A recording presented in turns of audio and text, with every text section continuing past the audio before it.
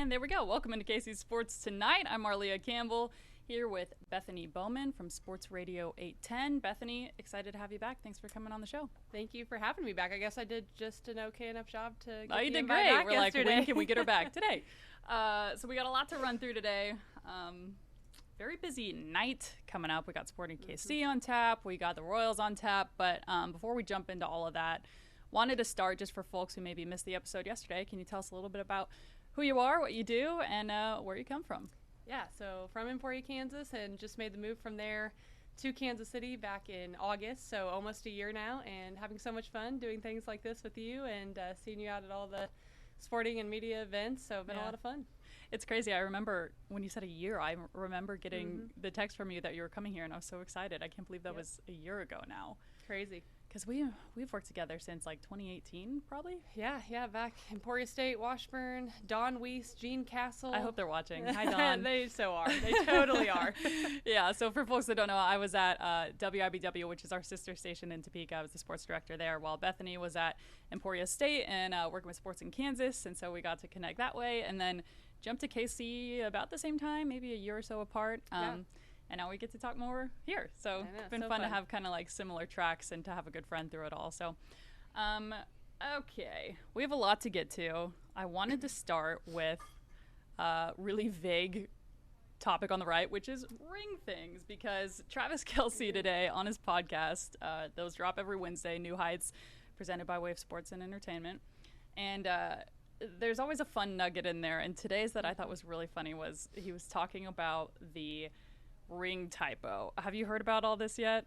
Oh yeah, so yesterday we talked last night about the Trent McDuffie media availability when he was at Ronald McDonald House. Obviously asking him a lot about the kids and his inspiration to do something like that for the community, but I could not get out of there without asking about the ring, because obviously the graphic's been going around showing the ring, and it's the just the pictures or whatever, so it has the typo from the Dolphins seed from the playoff run. So I was like, is that just a graphic typo, or is it really wrong on the ring? And he said, oh yeah, it's wrong. It's wrong on the ring. Yeah, that's a good point. I didn't think about the picture they posted was a graphic, so in theory they could have, that was draft 1, they fixed it for draft 2, and then those were the real rings, but it's the actual ring. Yeah, so I don't feel so bad now when I make a typo on like our Facebook page or something. If anybody has anything to say, I'm gonna be like, the Chiefs Super Bowl ring has a typo on it. So this Facebook post can have a typo.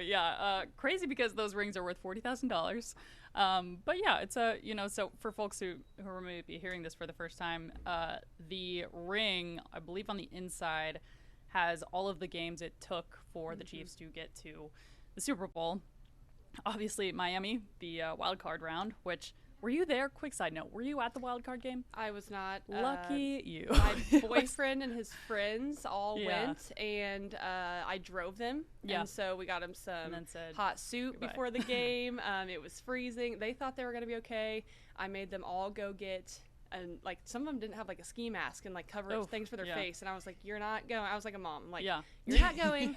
And she go over to Shields and get you something to cover your face. So about the third quarter, they were like, hey, we're ready, whatever. Did they leave? Ended up being right around the end of the game that I picked them up. There. It got brutal. It got brutal. Yeah, I was out there for live shots before the game, and then I came back here to watch the game and to be on post-game in studio.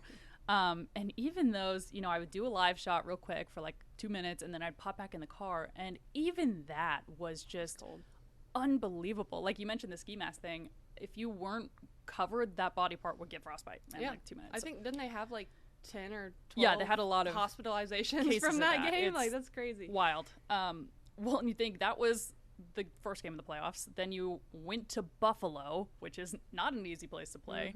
Then you go to Baltimore. I was there for that too. That was wild. I got a water bottle thrown at me in the parking lot. It was I'm sure there's a lot of great fans in Baltimore, but I did not meet them. And then you go to Las Vegas and face a really good team. So crazy Super Bowl run. But back to the original start of this tangent.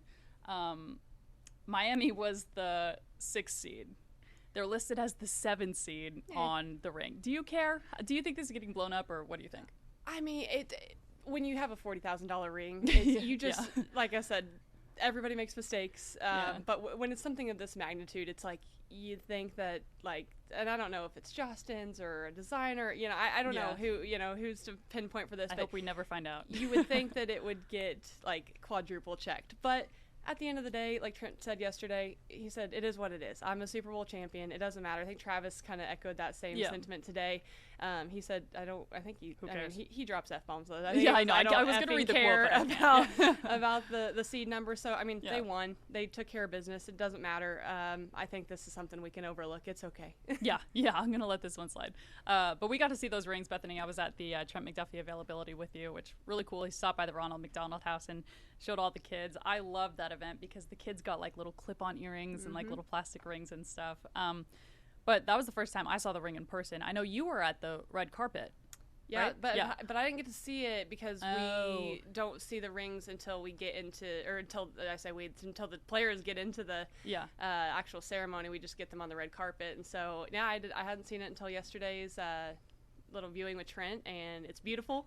I think and then I thought it was so cool reading about all the number of diamonds because they all like represent things, and it's really cool to go read about the actual thought that goes into the ring. But it's amazing. It's so detailed, which makes it even more surprising that the seed was wrong. But who cares? Out of everything that could have been wrong on that's probably the number one thing that I would pick.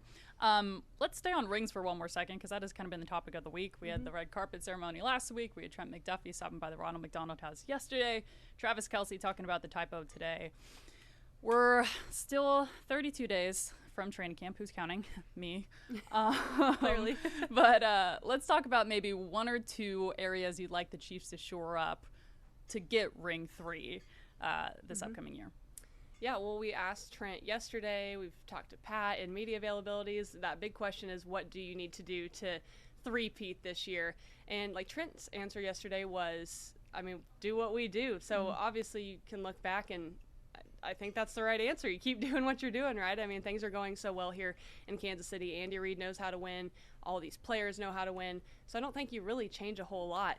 But I guess for me, the reason that I have so much confidence going into this next season is because last year winning the Super Bowl, the Chiefs did it in maybe a little unorthodox way because they didn't really have, like we've talked about yesterday, that number one receiver. They didn't have a ton of huge plays throughout the year. The numbers were crazy when it was like, wow, Pat really hasn't been able to throw that long ball like he has in years past, and they still won the Super Bowl. He said earlier this week, or last week maybe, at what was it, rookie minicamp, or I guess now mandatory OTAs, mandatory minicamp, that Andy Reid now is throwing some little jabs at him, about throwing the check down. He feels now that he's going to have that deep ball. And I think that's obviously something that fans are going to appreciate. It's going to be more of that Chiefs high-powered offense. I think they want to get back to that. And so that's going to be a lot of fun for us as fans, for us as media members, and for the guys on the team, because I think they want to play that type of football. Last year, it just wasn't really in their MO to do that. They didn't really have the guys. And, if they did get a long ball, a lot of them were dropped. So we talked yesterday about the receivers making those crucial catches, and they're going to have the speed, the agility, the athleticism to do it. So let's see that deep ball and that high-powered offense again. Yeah, I'm with you. I when you were saying that, I was having like slow flashbacks of the MVS drop against the Eagles. Those numbers, if you look at Patrick Mahomes' numbers in the deep ball, like outside of 10, 15 yards, the exponential decrease these last two seasons has been pretty concerning. And, I think that's why they brought MVS in. He's a guy that is a deep ball threat, but didn't really have the production, at least in the regular season, that I think a lot of people were hoping for. In the postseason, he really stepped up and made some big-time plays. So I'm curious who's going to step up in that role this year. I think the Bucs in the Super Bowl where the Chiefs lost kind of figured out that magic formula of okay, if we take away the deep threat and make them get these chippy 6, 8, 10 yard, 4, 6, 8 yard gains every play. This is a team that really relies on that. So these last couple seasons have helped them adjust to this kind of new, how do we really grind out these yards and march up the field. So it'd be nice to see the best of both worlds combined this year. And certainly Hollywood Brown's, I think, a guy that could do it. Rashee Rice, depending on his potential suspension, we still don't know. A guy that's proven he can do it. Excited to see Xavier Worthy healthy. We still haven't. He's being held out pretty precautionarily. for his hamstring. So lots to come up in training camp. I'm with you on that, and I'm with you on L'Jarius Sneed. Moving on, he was, the key to this defense last year. One of many keys, but certainly one of the staples of the Chiefs' success. I think about that strip at the goal line in Baltimore and all the other plays he has made in between. Didn't allow a touchdown, I think, until maybe one in the playoffs, if I'm remembering right. So, and Trent McDuffie, the other pairing of that powerful, backfield duo. So, I think it'll be more of a step up by committee, but that's certainly one of the holes I'm eyeing. I think wide receiver and kind of your safety cornerback position will be interesting. So that's enough training camp before training camp happens. 32 days. 30, no such 31 tomorrow and 30 after that, Marleah. Okay, yeah, we'll keep it. I need like a little calendar on the wall where I can rip the pages off. Totally changing gears here. Are we? There we go. Okay. Soccer. Football. From football to football. Sporting KC playing tonight. They have, Real Salt Lake or Real Salt Lake? I say real. I say real too, but I don't know if that's right. But anyway, Sporting KC, second to last in the Western Conference. Only 7 points out of a playoff spot, though. So really, it's dire, but it's not maybe as dire. 2 wins and a tie, and, you're back in it. But Real Salt Lake at the top of the table in the Western Conference. So pretty big one. Going to be at Children's Mercy Park in a little under 2 hours. Your thoughts on that one? Yeah, well, first of all, you mentioned being those 7 points out of playoff spot, and they're in playoff contention. Anything can happen, as we saw last year. Yep. And I just want to say that if you have not been to a soccer game or a match and haven't really been able to get into soccer, there's nothing more fun than like that playoff run that Sporting went on last season. I was so dialed into that. I'm not the biggest soccer fan, but loved to cover that run, and I loved even more to go as a fan because it is so much fun. So I love nothing more than if they could turn that on again. I just don't know why they have to make it so hard on themselves to get there. We can see what they do or what they can do if they can get to that mode and dial it in and be in the playoffs. They turn into a different team, but it has been a struggle. I know that last year, they went winless in that for those first 10 matches, and so I didn't think it could really get much worse. And they didn't go winless in their first 10 this year, but it's been very much a struggle to get wins here lately for Sporting. And of course, as you mentioned, they're taking on the number 1 team in the Western Conference, so that's going to be a challenge, but they're never out of it. They're not a team that I think that, they're not getting destroyed, like shut out every single night. I don't go into these games thinking they can't win it, but it's very clear that many of these players are frustrated right now. Johnny Russell talked this week, and you can see and hear the frustration from him, a captain, a guy that obviously knows what it's like to be on a winning team and was a big part of last year's run, and it has to be so frustrating. It has to be frustrating for Peter Vermees as well, because as much as I think he takes the blame sometimes, there's been some games where he said, I'm not going to take the blame for this one. My guys didn't go out and play, and I'm not going to coach effort. And so there's a lot right now to figure out with this team. The one thing I will say is, like, the injury report came out yesterday from the communications team, and I think it was Alan Polito was questionable for tonight. I think then I saw some other media members say that he was participating in training yesterday, so hopefully he will play tonight.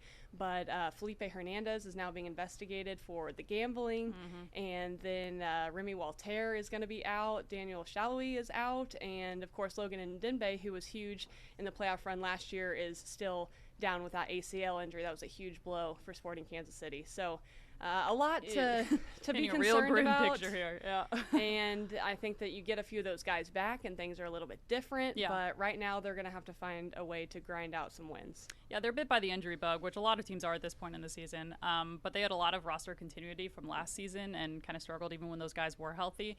And a point I want to touch on before we move on to the Royals is you mentioned the effort issue, and I was at a couple of those Peter Vermees press conferences where he kept calling out certain guys' efforts. He wouldn't name them, but he said the guys know who I'm talking about.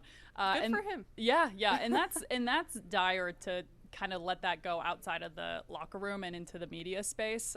That's when things are bad. Usually, coaches maybe don't share that stuff. But to have an effort issue was the most concerning red flag for me. It kind of sounds like that's resolved, but then you have we don't have this on the list, but the exact opposite situation going on with the Kansas City Current, still unbeaten, had a big tie this weekend, and man, I mean, that's a team that completely, flipped their roster, and they're having an incredible season. Also a playoff run I am looking forward to. Still some time to go on that. And speaking of teams having a good year, the Royals today, Dayton Moore, former GM and president of 16 years, flying an airplane while we're talking. There we go.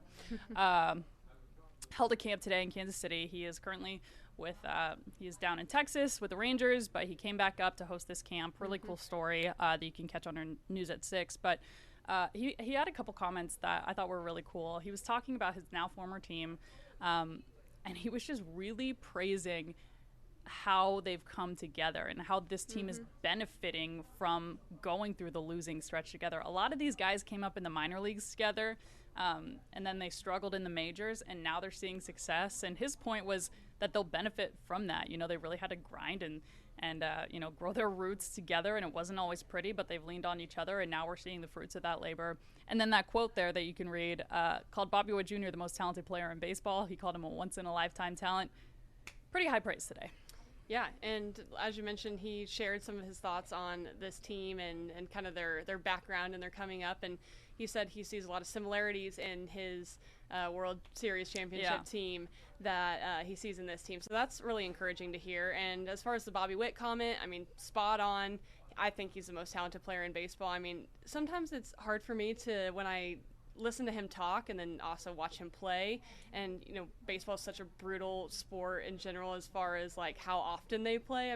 Bobby is not only a special, talented, once-in-a-lifetime player, like you said, but so mature. We forget he's only 24 years old. Yep. I think the same thing with Patrick Mahomes sometimes. I'm like, how do you handle all that? You're getting all this money. That would be hard in itself to handle, and then just the media and the scrutiny and just everything. These guys really do a really good job. We've got two of the best here in Kansas City with Patrick and Bobby Witt Jr., two just incredibly special players. And that's why he got paid, right? He deserves every penny that he got, because if you want to build a championship caliber team, you start with a guy like Bobby and you build around him. So, Dayton said he's the most talented player he ever scouted. I think he'll wear that pin with pride for the rest of his life that, he was a part of the Bobby Witt Jr. to Kansas City situation, and good for him, because we're very lucky to have Bobby here in Kansas City. Certainly. And good reminder to go vote for the All-Star game. Salvi and Bobby both number 2 right now. Still got some time. I think a week and a day, 8 days for that to happen. Certainly both well-deserving. Would be cool to see them playing down in, I believe it's Texas this year for the 94th annual All-Star game. Down in Dallas, I think. Yep. And finally, more Royals. There we go. Royals and A's tonight. If you didn't catch the game last night, so the Royals had a really brutal stretch of playing like some of the top teams in baseball for 2 straight weeks. It was really tough. They picked up a couple wins here and there, but all in all, not great. So then you get the A's, and it's like, okay, we were playing the A's. They're on a 9-game losing streak. Dropped a bad one last night, 7-5. Kudos to Nick Lofton, got his first big leagues home run, so he'll always remember that in the Royals' final series at Oakland Coliseum before they moved to Sacramento for a little bit, biding time until they moved to Vegas. Rough day for Alec Marsh, though. 2 more games in Oakland. Your thoughts, kind of parting thoughts, as we get ready to wrap up here on KC Sports Tonight. When we talked yesterday about the Royals and playing the A's, the Marlins, the Rangers, and then the Guardians to finish out June, I said I wouldn't mind if they dropped a game here in this Oakland series, but I didn't really mean that, guys. I didn't want that to happen. Okay, I mind. Let it get on the record. We mind. Rough outing for Alec Marsh, and it's always tough to see that happen, especially when just was out at Kauffman when he took the mound against the Yankees and had a spectacular day. And so that's going to happen. Even the best Justin Verlander and just top pitchers, they'll go out and they're going to get shelled a few times. And so, unfortunately, Alec Marsh never really found his rhythm. It was pretty ugly, and then the offense didn't help much as well. We just gave a ton of praise to Bobby Witt Jr., but he did go 0 for 5, and Maikel Garcia, I think, 0 for 5. Velasquez went hitless.